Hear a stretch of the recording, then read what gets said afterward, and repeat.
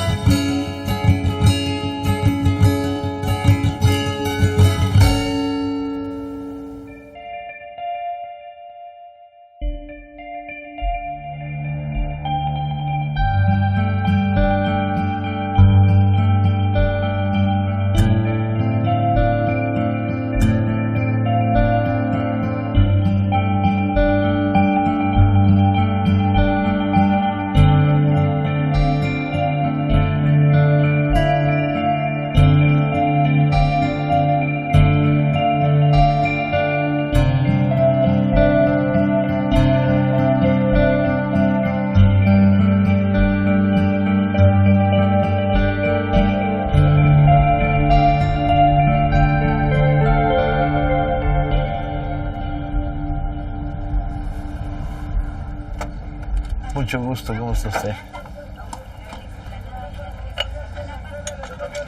Voy a hacer una sabia reflexión filosófica, camarada. El hambre no mata, pero apendeja. A esta altura de su vida el Che lo tiene bien claro, ¿no? Ha estado pasando hambres durante 1 año y medio. No nos da más popotes, yo quiero menos.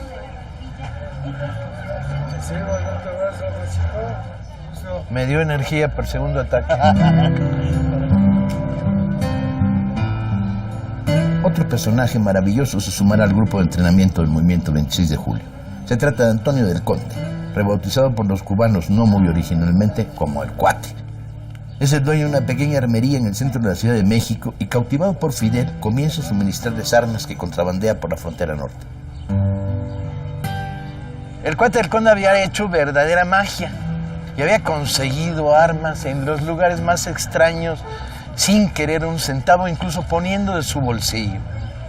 Entonces Fidel se encuentra ya en estos momentos con la posibilidad de organizar un entrenamiento en forma, pasar de las caminatas, las mochilas, las remadas, el gimnasio, y entonces poder armar un entrenamiento. Casualmente encuentran un contacto aquí en Ayotzingo. Cuéntale. El señor Álvaro Rivera Acevedo tenía una hija. Ajá. Allí en la Ciudad de México, como tenían el rancho, se dedicaban a la venta de quesos. La hija de Erasmo Rivera Acevedo frecuentaba en algunas veces los salones de baile. Y por ahí es como conoce a Raúl Castro. Y en las pláticas le cuenta del rancho. Dice, mi papá tiene un rancho a las afueras de la ciudad. Entonces se encuentran un rancho en Ayotzingo. Y entonces empieza Fidel a traerse a los exilados que tiene del grupo del 26 en la Ciudad de México. Levanta contactos de algunos que están en Estados Unidos para que se concentren. Este es el momento en el que Ernesto Guevara decide jugársela. Se despide de Isla y dice, esto ya va en serio, me voy. Este es el pueblo, es un pueblo muy bonito. Miren nomás, una escuela Pancho Villa, así se hace.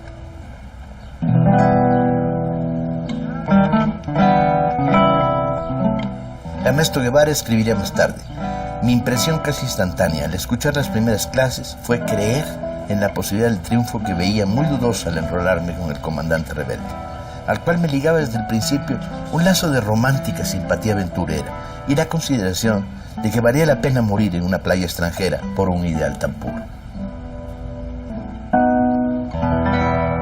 Los entrenamientos empezaron con una singular intensidad. ¿eh? Empezaron con entrenamientos de tiro, discusiones de Bayo con los compañeros sobre la táctica de la guerra de guerrillas y luego caminadas para los cerros, mochila al hombro. Y hay una evaluación que el propio Bayo hizo, ¿no? Dice, el doctor Guevara asistió a unas 20 prácticas regulares disparando un aproximado de 650 cartuchos. Disciplina, excelente. Cualidades de mando, excelentes. Resistencia física, excelente. La pregunta es cómo el asmático Che obtenía una calificación de excelente en las subidas y trepadas por los cerros, resistencia física, ¿sí? Estaba ocultando su condición de asmático a los compañeros. En las noches se dice que ahí el Che y Bayo jugaban ajedrez, porque era el único del grupo que sabía jugar ajedrez, el Che. Y sobre todo discusiones políticas, reflexiones, vivían encerrados durante casi un mes. El hecho es que ¿qué era esta locura? Un coronel tuerto cuyo mérito había sido coronel de una guerra perdida en la República Española, dirigiendo en México, escondidos aquí en las cercanías de Chalco, a un grupo que la tomaba en serio, pues que estaban juramentados de patria o muerte. Y la experiencia de Chalco fortaleció al grupo.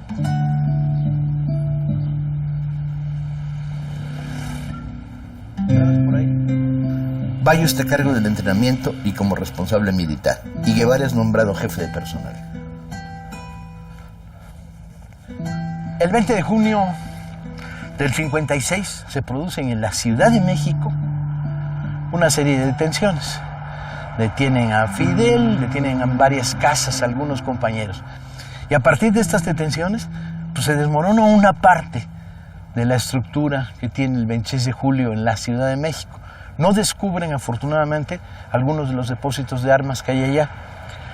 Los detienen y encuentran un croquis de Chalco.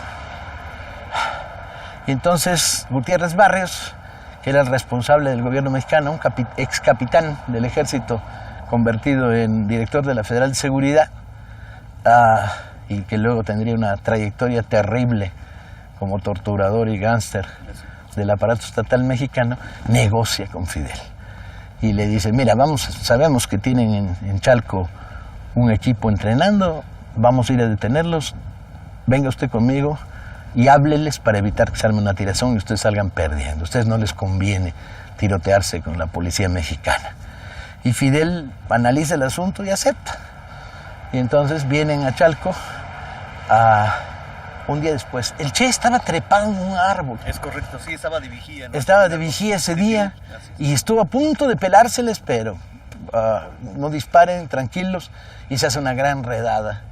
De tal manera que el grupo de Chalco queda detenido, una parte de los que estaban en la Ciudad de México quedan detenidos y son conducidos a la Ciudad de México. Y se abre una etapa. Se ha desmoronado la propuesta de la salida hacia Cuba.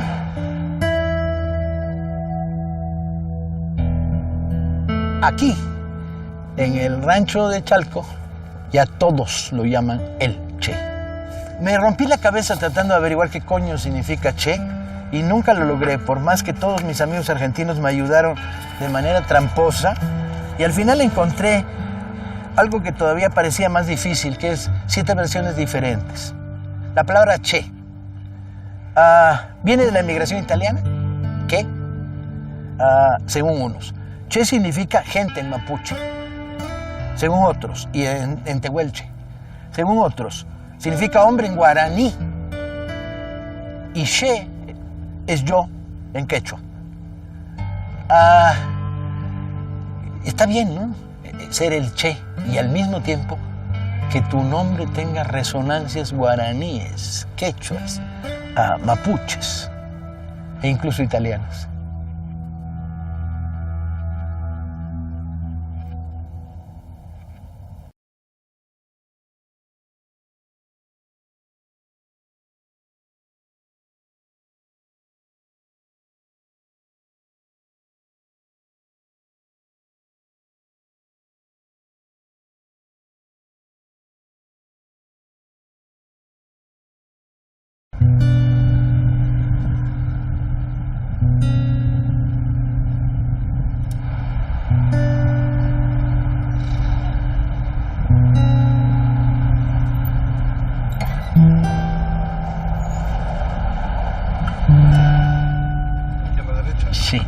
y el centro de detención era este.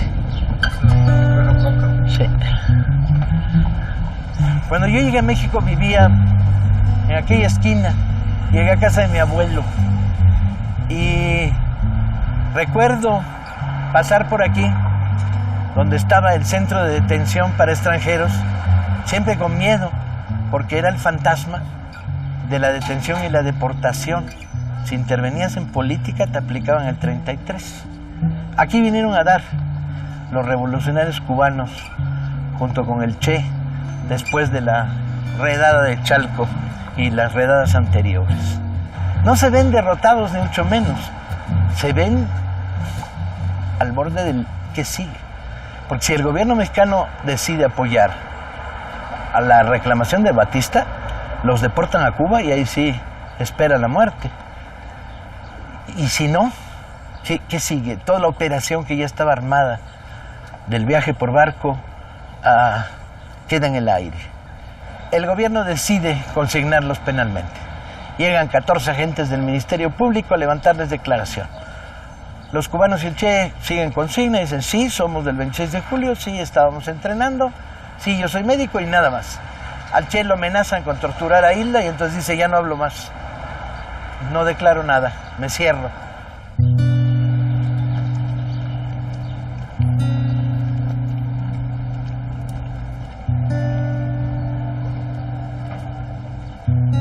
Hay una fotografía de familia donde abundan las sonrisas, sorprendentemente.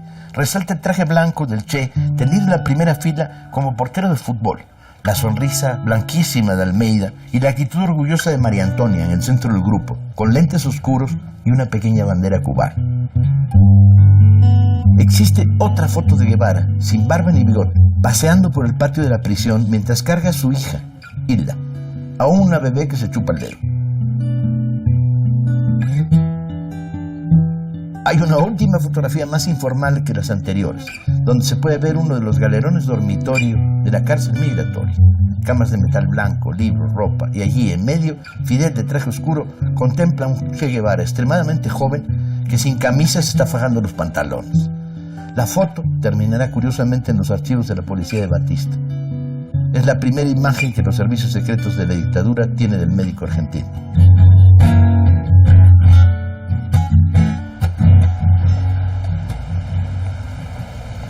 El 24 de julio, Fidel queda en libertad y mantiene la presión para que suelten al resto de sus compañeros. Sin embargo, la policía sigue haciendo allanamientos, descubren una casa de seguridad, incautan armas. Aún así, logran sacar al Che. Le ofrecen deportación a la Argentina, no les hace caso, y entonces va pasando la clandestinidad. Está 3 días en su casa y luego ya se despide de Hilda y se oculta en casa de unos amigos suyos.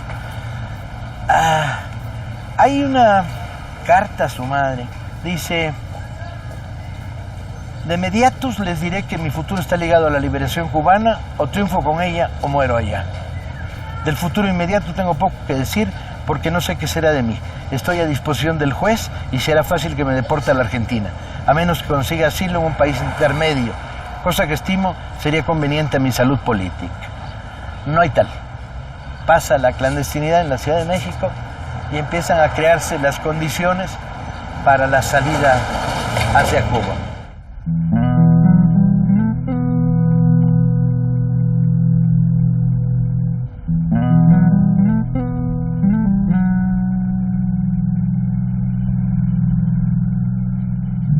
A lo largo de todos sus viajes, es evidente que hay una serie de experiencias que lo van impactando más que otras, pero van construyendo una especie de mapa de América Latina y sobre todo el mapa de las grandes contradicciones, las grandes desigualdades, los grandes abusos. Y son experiencias que van marcando, de esas que no se van. Y a raíz de Guatemala va a ser clave, va a ser la gran experiencia, porque hay un aprendizaje político por primera vez profundo. Y a raíz de esas experiencias y esos viajes, Es como si te comieras una sopa de realidad, ¿no? Cada vez más potente, más sólida, más cargada de imágenes, de referencias. No estás haciendo una reflexión teórica, estás haciendo una reflexión vital acumulada.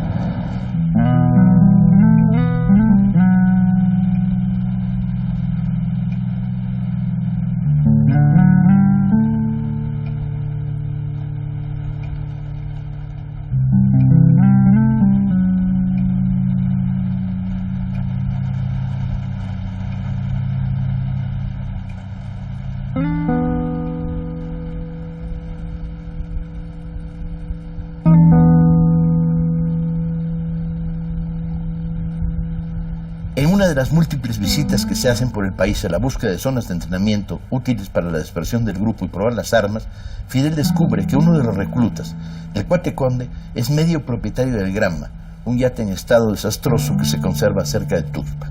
Fidel le dice: si usted me arregla ese barco, en ese barco me voy.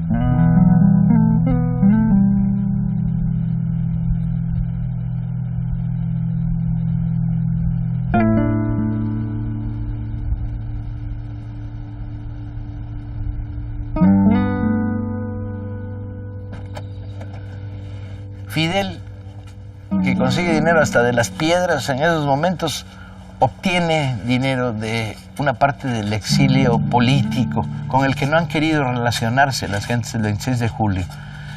Y con esta plata compran el yate, lo traen a arreglar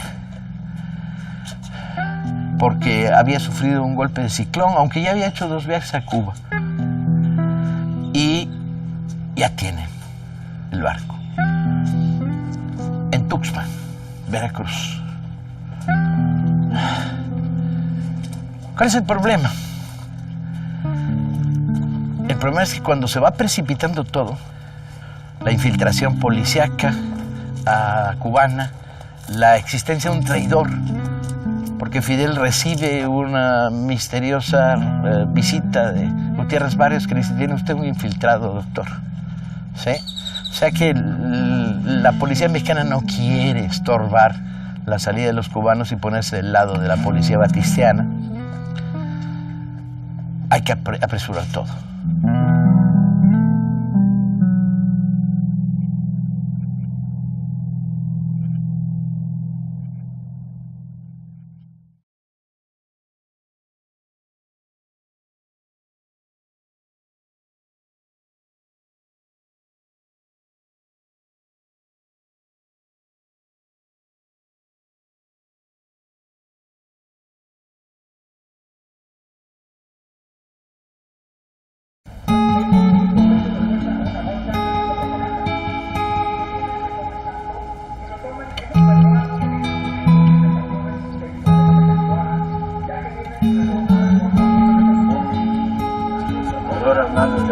Paco Ignacio Taibo, mucho gusto.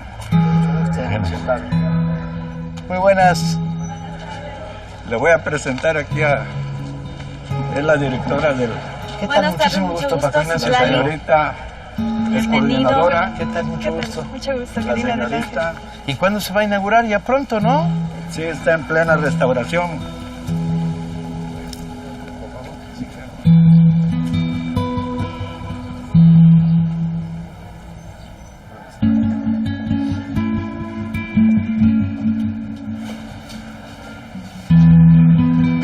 Esta parte del museo, bueno, todavía hay que complementarla. Pero está re bonito. Sí, es Re una bonito les remodelación quedó. que aún hemos integrado elementos, bueno, la tecnología que tiene que nos puede faltar. Aquí es para que más o menos los niños, porque como tenemos un importante número de asistentes de escuelas, los niños se pueden dar una idea de cómo el barco, el yate Granma, en la madrugada del 25 de noviembre, se hacían durante la travesía, que era una noche de lluvia. Con norte en Veracruz. Exactamente. De este lado vemos la popa, de aquel lado podemos observar la proa. No tiene gran ciencia, gran cosa, pero bien bonito. es bastante entretenido y sobre todo para los chiquitos. Y aquí para tienen los una niños. reproducción del yate. Es exactamente esa escala con las características más importantes del barco. No es nada el Granma. 13.25 de largo. Aquí está la lista de los 82, ¿sí? Numerados. Y me dices, ven y mueve la ruleta. Que usan la ruleta para crear identidad. O sea que hay fotos de todos ellos. 1, 2, 5, 6. La foto de la boda.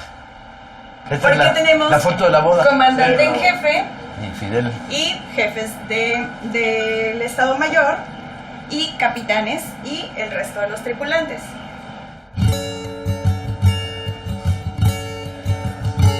Este museo en el puerto de Tuxpan, en Veracruz, es un museo bien cálido, repleto de pequeños detalles que rememoran la salida del Granma.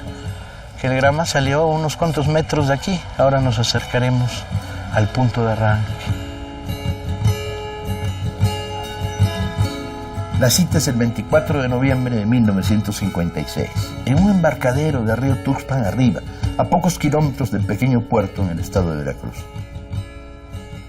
El Che recuerda, la orden de partida nos llegó de golpe y todos tuvimos que salir de México tal como estábamos, en grupos de a 2 o 3. Teníamos un traidor entre nosotros y Fidel había ordenado que no bien llegara la orden, había que salir con lo que se tuviera a mano, evitar que el traidor diera aviso a la policía. Para esto ya se habían sumado una serie de combatientes importantes, ¿sí? Había llegado de Cuba a Camilo Cienfuegos, que venía todavía con los restos de la afección de un tiro que le había dado la policía en una manifestación estudiantil. Había llegado a Meijeiras, taxista, y el grupo que venía de Estados Unidos. O sea que se había incrementado todavía más el grupo de gente. Fidel debe haber convocado para la reunión a unos 100 combatientes. Y en el momento clave tiene que tomar la decisión de tú sí, tú no. Cuenta Fidel en una entrevista hace muchos años que al final elegían a los que eran menos gordos, a los más chiquitos y a los más flacos, porque ya no cabía más gente en el barco. Y que luego había que darles explicaciones. Hay 2 personajes, 3, que le salen las lágrimas cuando no los dejan subir, Fidel. Uno de ellos es el propio cuate del conde, ¿sí? Al que le dice, tú eres mucho más útil con la infraestructura que estás haciendo de apoyo que si te embarcas aquí. A Bayo, al coronel, al que enfurecido les dice, me votan por viejo, no por cobarde. Y a Arsacio Venegas, porque tampoco quieren que el grupo sea un grupo con demasiados extranjeros. Misma razón por la cual el Patojo no es incorporado a la expedición. El hecho es que en una noche tormentosa, con norte en Veracruz, se van a lanzar el inicio de la travesía. Afortunadamente la policía no descubre toda la operación, ¿sí? Y entonces salen hacia mar abierto.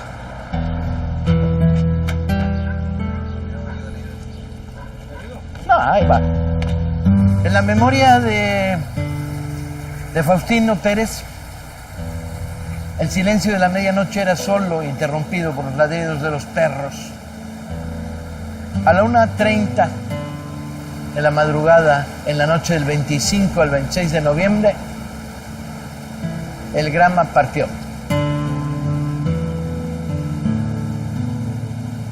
Es una noche de tormenta, está soplando un fuerte norte hacia las costas de Veracruz y ahí van los 82 hombres amontonados como latas de sardinas rumbo a esta larga travesía que los llevará hacia la costa oriental cubana.